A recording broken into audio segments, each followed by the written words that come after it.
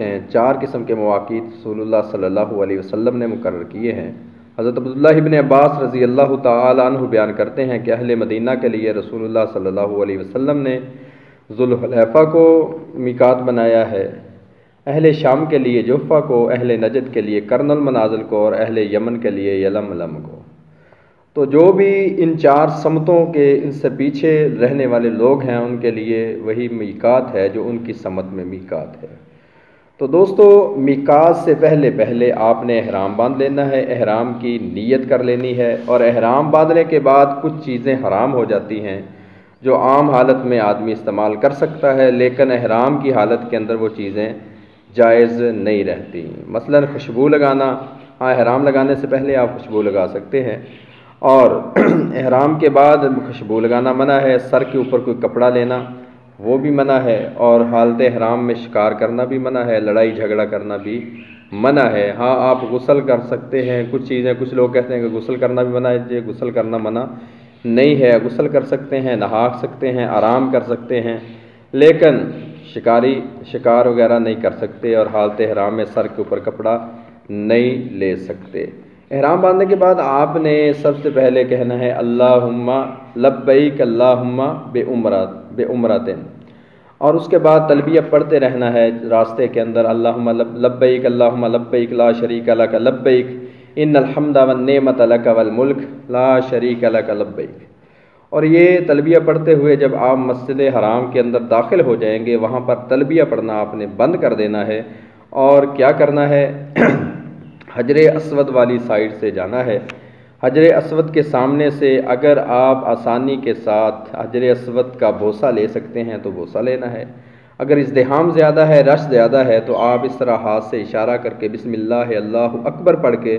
اس ہاتھ کو اس طرح چوم کر آگے گزر جائیں اور اپنا جو ہے طواف شروع کر دیں۔ طواف پہلے 3 چکروں کے اندر آپ نے رمل کرنا ہے۔ رمل کیا ہے؟ تھوڑے آہستہ آہستہ بھاگتے ہوئے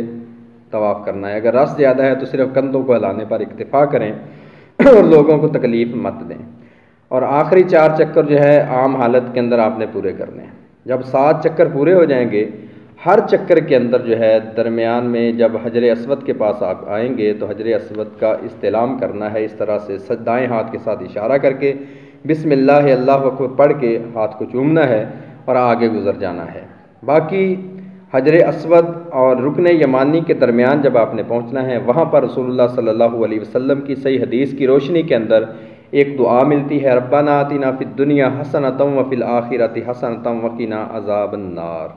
تو یہ دعا وہاں پر پڑھنی ہے۔ اس کے علاوہ کوئی بھی طواف کے دوران کوئی مخصوص دعا نہیں ہے، ذکر اذکار آپ کرتے رہیں، قرآن مجید کی تلاوت آپ کرتے رہیں، یا کوئی بھی دعا آپ اپنے لیے کرنا چاہتے ہیں تو وہ کر سکتے ہیں۔ کوئی مخصوص دعا رسول اللہ صلی اللہ علیہ وسلم کی کسی صحیح اور مسند روایت سے نہیں ملتی سوائے رکن یمانی اور حجر اسود کے درمیان ربنا آتنا فی الدنیا حسنہ پڑھنے کے علاوہ۔ اور اس کے بعد جب آپ کا طواف مکمل ہو جائے گا، واتخذوا من مقام ابراہیم مصلی پر عمل کرتے ہوئے آپ نے مقام ابراہیم کے پاس آنا ہے۔ اگر جگہ ہو تو ٹھیک ہے، ورنہ اسی سمت میں پیچھے جا کر مسجد کے اندر مسجد حرام میں کہیں پر بھی 2 نفل نماز ادا کرنی ہے۔ تو یہاں پر دوستو آپ کا جو ہے طواف مکمل ہو گیا۔ طواف کے بعد دوسرا سٹیپ آتا ہے صفا مروہ کا۔ جب آپ نے صفا مروہ کرنے کے لیے جانا ہے تو صفا پہاڑی پر حجر اسود والی سائڈ پہ آپ کو جو ہے سبز رنگ کی لائٹیں نظر آئیں گی، وہاں پر راستہ ہے صفا پر جانے کا۔ تو صفا پہاڑی پر پہنچ کر آپ نے وہاں پر کھڑے ہو جانا ہے، اور صفا مروہ بلکہ جو ہے طواف کرنے کے بعد زمزم پینا بھی سنت ہے، اس کو پینا اور اپنے سر کے اوپر بہانا یہ بھی سنت ہے۔ اور رسول اللہ صلی اللہ علیہ وسلم نے فرمایا آب زمزم آپ جس چیز کے لیے بندہ پیتا ہے اسی سے اللہ رب العالمین اس کو شفا دیتے ہیں۔ اور اسی طرح صفا کے قریب جا کر آپ نے پڑھنا ہے ان الصفا والمروہ من شعائر اللہ، یہ آیت پڑھنی ہے، اور اس کے بعد آپ نے خانہ کعبہ کی طرف منہ کر کے لا الہ دعا پڑھنی ہے۔ دعا کو نوٹ کر لیں، یہ دعا جب صفا پہاڑی سے آپ نے سعی شروع کرنی ہے، صفا مروہ شروع کرنا ہے، تو وہاں پر یہ دعا پڑھنی ہے لا الہ الا انت لا الہ الا اللہ وحدہ لا شریک لہ لہ الملک ولہ الحمد یحیی و یمیت وہو علی کل شیء قدیر۔ لا الہ الا اللہ وحدہ لا شریک لہ انجز وعدہ ونصر عبدہ وحزم الاحزاب وحدہ۔ یہ دعا ہاتھ اٹھا کر مانگنی ہے اور 3 مرتبہ اسی طرح کر کے صفا کی طرف روانہ ہو جانا ہے، صفا سے مروہ کی طرف روانہ ہو جانا ہے۔ اپنے چکر شروع کرنے ہیں، درمیان کے اندر سبز رنگ کی لائٹیں آپ کو نظر آئیں گی، ان کے نیچے جب آپ نے پہنچنا ہے تو وہاں سے تھوڑا دوڑ کر آگے گزرنا ہے، اور اگر آپ کے ساتھ عورتیں ہیں یا بچے ہیں تو پھر آپ آہستہ بھی چل سکتے ہیں۔ جب اسی طرح صفا سے آپ مروہ پر پہنچیں گے تو ایک چکر مکمل ہو جائے گا، پھر جب مروہ سے واپس صفا پر پہنچیں گے تو دوسرا چکر مکمل ہو جائے گا۔ اسی طرح آپ نے 7 چکر پورے کرنے ہیں، لیکن ان کے درمیان جو ہے کوئی بھی صحیح حدیث کی روشنی کے اندر کوئی بھی دعا منقول رسول اللہ صلی اللہ علیہ وسلم سے نہیں ہے۔ ہاں، آپ ذکر اذکار کر سکتے ہیں، قرآن مجید کی تلاوت کر سکتے ہیں، ذکر اذکار کے اندر مشغول رہیں، خوش گپیوں میں وقت نہیں گزارنا اور دنیاوی باتوں کے اندر وقت برباد نہیں کرنا۔ اور کچھ غلطیاں کرتے ہیں لوگ صفا مروہ پر پہنچ کر، وہ کیا ہے،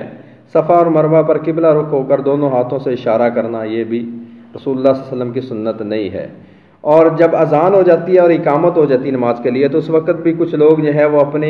چکر مکمل کرنے کے چکر میں پڑے رہتے ہیں، تو یہ بھی جائز نہیں ہے۔ جب اقامت ہو جائے تو آپ نماز کے لیے وہیں پر کھڑے ہو کر صف کے اندر شامل ہو جائیں اور نماز ادا کریں۔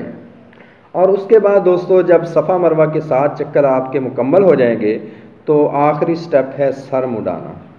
اب یہاں پر سر آپ منڈوا بھی سکتے ہیں اور اس کو جو ہے سر کے بال چھوٹے بھی کروا سکتے ہیں،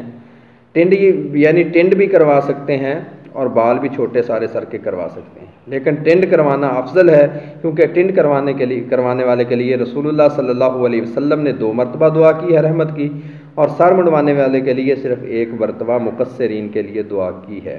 اب عورت جو ہے اپنے سر کی چوٹی کی ایک تھوڑا سا حصہ جو ہے کینچی کے ساتھ کاٹ لے گی، وہ اس سے ہی حلال ہو جائے گی، اور مرد ٹنڈ یا سر کا بال منڈوا کر اپنا احرام کھول دے گا، تو یہاں پر آپ حلال ہو جائیں گے۔ یہ سنت طریقہ ہے عمرہ کرنے کا۔ اس کے بعد آپ طواف کرتے رہیں،